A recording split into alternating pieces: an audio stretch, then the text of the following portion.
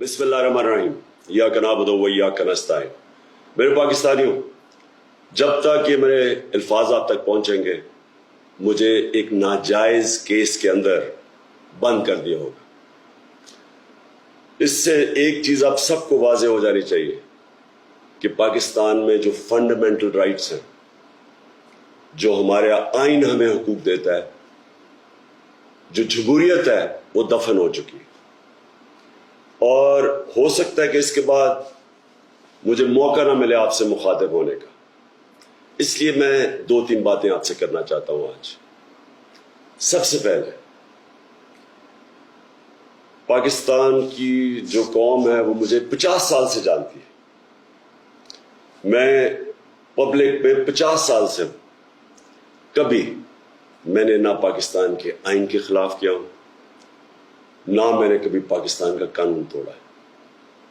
और मेरी हमेशा, जब से सियासत में आया, मेरी हमेशा कोशिश हुई कि मैं जो भी अपनी जद्दोजहद करूं वो पुरअमन करूं, आइन जो मुझे हक देता है पुरअमन एहतजाज का, उसके बीच में रह के करूं। आज ये जो किया जा रहा है, ये इसलिए नहीं किया जा रहा कि मैंने कोई कानून तोड़ा है, ये सिर्फ इसलिए किया जा रहा है कि ये चाहते हैं कि मैं जो हकीकी आज़ादी की तहरीक है इससे पीछे हटूं।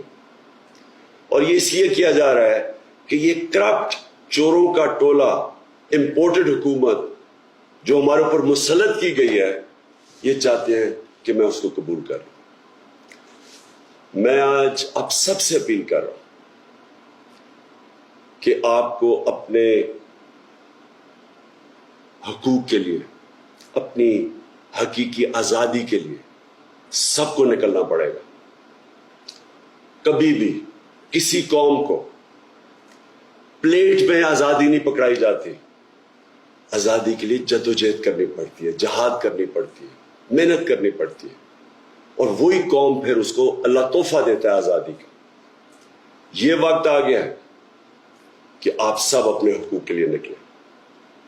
मेरी जो सारी मिशन है, जो मेरी जिंदगी की जद्दोजहद है, वो आज अल्लाह और उसके रसूल के बाद मेरी कौम, पाकिस्तानी कौम आपके हाथ में है।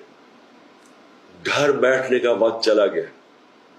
मैं आज आप सबको अपील कर रहा हूं कि आपको निकलना पड़ेगा, आपको जद्दोजहद करनी पड़ेगी।